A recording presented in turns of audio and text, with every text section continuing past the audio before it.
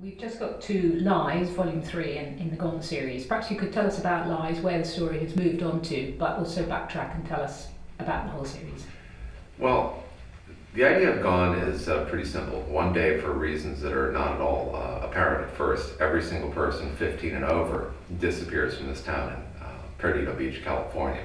And they find that they are trapped behind an absolutely impenetrable barrier, 20 miles in diameter. So starting from this rather incredible premise, I wanted to walk the story forward as realistically and honestly as I could. So in Volume 1, Gone, we see the beginnings of coping with this, and then Hunger is the second book, and I think that title's fairly self-explanatory. And by the time we get to Book 3, Lies, I wanted to examine almost the, God, I hate to use the word political, but almost the political substructure that's going on, and the question of honesty. So I wanted to look at the effect that lies have on all kinds of different aspects. The lies that people tell to each other for the best of reasons, the lies they tell to themselves, perhaps for self-defense, the lies they tell for pure manipulation, for evil purposes, and the kind of the broader lie of a descent from sanity into insanity. So that's, without giving too much away, that's the idea of Lies. And you watch the characters, in some cases, cope very well with this, and then you watch some characters who you liked probably and admired kind of not necessarily step up. In a sense, you're giving the psychology behind the narrative, aren't you? So the story now, it seemed to me in Lies, you've gone into a much more psychological position, and we learn much more about the characters. And the characters are very important. Can you talk a bit about the characters in the series? I think, first of all, in Lies, we get into more of the psychology behind some of the characters, and discover things that we don't necessarily see coming in them, because I like complex characters. I like to believe that, I'm not sure I like to believe it, but I do believe in any case that people are almost never completely good or completely evil. And I deal a little bit with that. So there's an admired character, actually there are two admired characters who fail in fairly major ways, one with more drastic results than the other. I like the idea of writing the series in part because I can go deeper and deeper on the characters and show some change, in what they're seeing of the world, how they're responding to the world. And I'm not sure that if readers appreciate that sometimes or not, because they might like a particular character, and then I'll get Facebook messages or emails saying, "Oh my God, I can't believe you made that character do something bad." And I always respond and say, you don't do anything bad. Good people sometimes do bad things. But basically what you're looking at is life under very extreme situation, and I don't know what your models are, but I immediately of course think of Lord of the Flies, which for the UK reader is a sort of classic version of that. Teenagers are complex, interesting, difficult characters going through a lot of change, and you put them in this challenging situation. Are you particularly interested in teenagers? I don't, in some ways, know why I chose teenagers for this, except that I wanted as extreme a situation as possible. I wanted the jeopardy to be real, I wanted the characters to be real, I wanted the action to be real, and when somebody dies, that's real. To me, the sweet spot was to find the place between a kid who is still a kid a little bit, so 14, 13, that area, and any older, and they start turning into more, they cross some sort of line. And they reach a point where they have to be held more responsible for their own behavior. So I like the idea of using characters who are right at that point where they may not have begun to assume full responsibility for their lives, and nobody really expects them to have full responsibility for their lives. And nevertheless, suddenly this is thrust upon them. Now they have no choice. It's the most extreme situation I could find.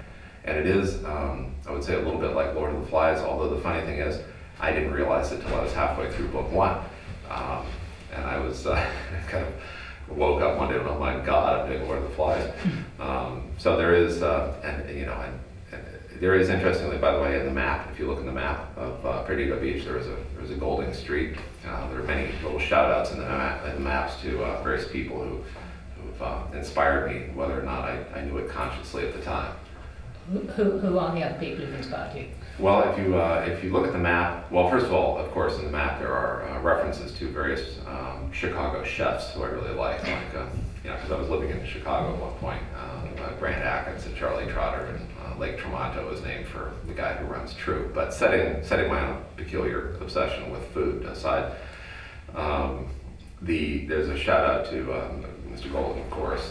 That there's also Perdido Beach, in Spanish is Lost Beach, for the TV show Lost, which was an inspiration of this. And then there's the Stefano Rey National Forest, which, if you speak Spanish, translates to Stephen King, who is the godfather of all horror, and he's been extremely nice in being supportive of the books and liked them, and wrote me to say so. And so that was extremely cool. That was the nicest thing ever. Because that was the guy I wanted. He's not much older than I am. He's the guy I wanted to grow up to be. On the off chance that I grew up at some point. Without giving anything away completely, we've got more titles to come. Mm-hmm. And when you started this series, did you do what a teacher would have told you, which is to plan it all? Do you know where you're going to end? I have absolutely no idea where I'm going to go, except that I know this, that I've kept a good enough grip on the mythology that hasn't gotten away from me. It still makes sense, at least in my head. How do you record that? It is going to be 6 books, and I plan as little as possible because I actually like to find answers in daily life.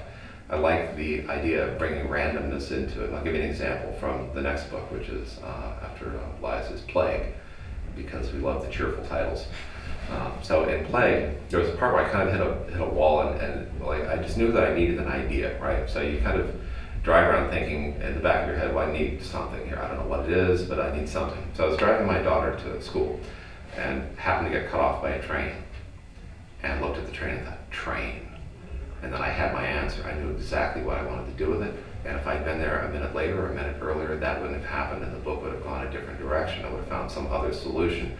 But I love the idea of incorporating a sort of randomness to things. I love the idea of going around like a found art kind of thing, and being surprised by it. And I also particularly love the idea, and I hate to sound like like an author, but sometimes it's true. The characters just kind of take over, and I'll often be surprised and look at what I'm writing and go, "Oh my God, I can't believe you did that," and then typing away, that was, are you nuts? Don't do that.